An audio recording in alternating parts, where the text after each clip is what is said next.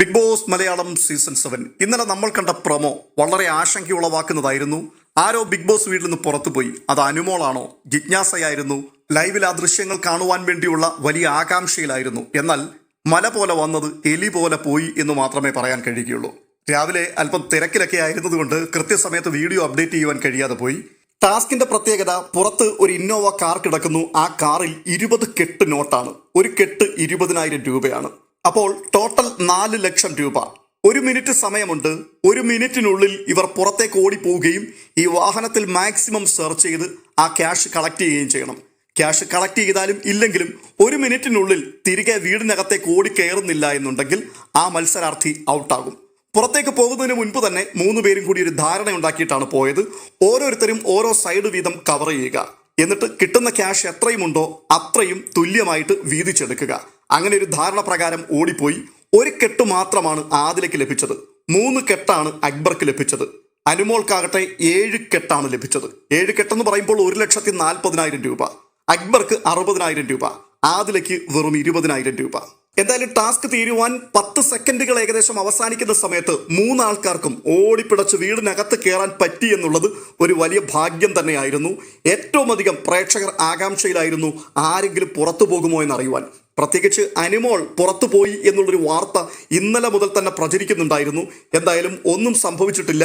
വളരെ വിദഗ്ധമായി ആ ക്യാഷുമായിട്ട് അവർ മടങ്ങി വീട്ടിലേക്ക് എത്തിയിട്ടുണ്ട്. തുടർന്ന് ബിഗ് ബോസിനെ ക്യാഷൊക്കെ ഓരോരുത്തരും ബോധ്യപ്പെടുത്തുന്നുണ്ട്. ഓരോ വ്യക്തികൾക്കും കിട്ടിയ പൈസ ഇത്രയാണ് എന്ന് അവരവർ ബിഗ് ബോസിനോട് പറയുന്നുണ്ട്. അതിനെല്ലാം ശേഷം വീട്ടിനകത്തേക്ക് കയറി വന്നു. എന്നാൽ ഇപ്പോൾ അതിനകത്ത് മറ്റൊരു കള്ളത്തരം. അത് എന്തിനു വേണ്ടിയാണെന്ന് എനിക്കറിയില്ല. ആദില പറയുന്നു, ഞാൻ 1 കെട്ടല്ല എടുത്തത്, എൻ്റെ കയ്യിൽ കൂടുതലുണ്ടായിരുന്നുവെന്ന്. അക്ബർ പറയുന്നു, ഞാൻ 3 എണ്ണമല്ല എടുത്തത്, എൻ്റെ കയ്യിലും കൂടുതലുണ്ടായിരുന്നു. നൂറ അപ്പോൾ പറയുകയാണ്, നിങ്ങൾ കൃത്യമായി എണ്ണി തിട്ടപ്പെടുത്തിയിട്ട് അവളുടെ കയ്യിൽ കൊടുത്താൽ പോരായിരുന്നോ? അപ്പോൾ എല്ലാം കൂടി അവസാനം എണ്ണി അനുമോളുടെ കയ്യിലേക്കാണ് കൊടുക്കുന്നത്. നിങ്ങൾ കാണിച്ചത് വലിയ മണ്ടത്തരമായി പോയി എന്നൊക്കെ സംസാരിക്കുന്നുണ്ട്. അനാവശ്യമായിട്ടുള്ള ഈ സംസാരം എന്തിനാണെന്ന് എനിക്ക് മനസ്സിലാകുന്നില്ല. ഓരോ വ്യക്തികളും എടുത്തത് എത്രയാണെന്നുള്ളത് കൃത്യമായിട്ട് TV സ്ക്രീനിൽ നമുക്ക് കാണുവാൻ സാധിക്കുന്നുണ്ട്. ഓരോരുത്തരും ഇത് കൈമാറുന്ന സമയത്ത് വ്യക്തമാണ്. അത് പറഞ്ഞിട്ടാണ് ഓരോരുത്തരും കൊടുക്കുകയും ചെയ്യുന്നത്. ഇത് ലോകം മുഴുവൻ കാണുന്ന കാഴ്ചയുമാണ്. എന്നിട്ട് ഇപ്പുറത്ത് വന്നിരുന്നുകൊണ്ട് പച്ചക്കള്ളം പറയുകയാണ്. എന്തെങ്കിലും നേട്ടമുണ്ടായിരുന്നുവെങ്കിൽ ഈ കള്ളം പറയുന്നതിനൊരു അടിസ്ഥാനമുണ്ട് എന്ന് നമുക്ക് കരുതാം. പക്ഷേ ഈ പണം തുല്യമായി വീതിക്കാനിരിക്കുകയാണ്. അപ്പോൾ അതിനകത്തുള്ള വ്യക്തികൾക്ക് അവർക്ക് കൂടുതൽ കിട്ടിയാലും കുറച്ച് കിട്ടിയാലും, ഇനി ആർക്കെങ്കിലും ഒരാൾക്ക് ഒന്നും കിട്ടിയില്ലെങ്കിലും ഒരു വീതം ഉറപ്പായിട്ടും ഉണ്ടാകും. എന്തായാലും ഏറ്റവും കൂടുതൽ അനുമോളാണ് കളക്ട് ചെയ്തത്, 1,40,40,000 രൂപ. ആദിലയുടെയും അക്ബറിന്റെയും കാഴ്ചപ്പാടിൽ അനുമോൾക്ക് അങ്ങനെ വലിയ കായിക ശേഷിയുള്ള ആളല്ല, ഒരു കഴിവുമില്ലാത്തൊരു വ്യക്തിയും കൂടിയാണ്. ആകെ കൂടി അവിടെ ഇങ്ങനെ എന്തെങ്കിലും അൺപാർലമെന്ററി വേർഡ്സ് പറഞ്ഞ് ബഹളമുണ്ടാക്കാനും കുഴപ്പങ്ങൾ കാണിക്കുവാനും മാത്രം അറിയാവുന്ന ഒരു വ്യക്തി. അതിനപ്പുറത്ത് ടാസ്ക് ചെയ്യാനോ അവിടെ ഒരു ഗെയിമറായിട്ട് പ്രഖ്യാപിക്കാനോ ഒന്നും പറ്റാത്ത ഒരാളായിട്ടാണ് ഇവർ അനുമോളെ കരുതിയിരിക്കുന്നത്. അങ്ങനെയുള്ളപ്പോൾ അനുമോൾ ഇവരെ 2 പേരെയും കടത്തിവെട്ടി 7 കെട്ട് നോട്ടുകൾ കളക്ട് ചെയ്തു എന്നുള്ളത് അവരുടെ ഈഗോയെ ഹേർട്ട് ചെയ്തു. അതുകൊണ്ട് ലോകം മുഴുവൻ കണ്ടിട്ടും അവർ പറയുകയാണ്, ഇത്രയും അല്ലായിരുന്നു എനിക്ക് കിട്ടിയത് എന്ന്. അക്ബർക്ക് കൂടുതൽ കിട്ടി, ആദിലയ്ക്കും കൂടുതൽ കിട്ടിയെന്ന് പറയുന്നു. അപ്പോൾ അനുമോളെ താഴ്ത്തിക്കെട്ടാനുള്ള ഒരു ശ്രമം അവിടെയും നടക്കുകയാണ്.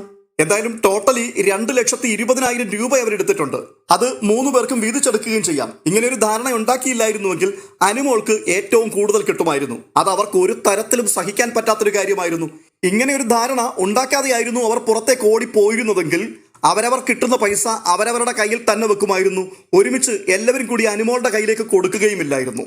ഈ നായ കടലിൽ ചെന്നാലും നക്കിയെ കുടിക്കൂ എന്ന് പഴഞ്ചൊല്ല് പറയുന്നത് പോലെ എത്ര വീതം വെക്കാമെന്ന് പറഞ്ഞാലും എല്ലാവർക്കും തുല്യമാണെന്ന് പറഞ്ഞാലും കള്ളത്തരത്തിന് കൈയും കാലും വെച്ച് ഇറങ്ങി തിരിച്ചിരിക്കുന്ന ആൾക്കാർക്ക് അത് ഉപേക്ഷിക്കാൻ പറ്റില്ല എന്നുള്ളതിന്റെ ഉത്തമ ഉദാഹരണമാണ് ഇവിടെ കാണുവാൻ സാധിക്കുന്നത്. എന്തായാലും അതിന്റെ സ്ക്രീൻഷോട്ടുകൾ ഞാനിവിടെ വെക്കുന്നുണ്ട്.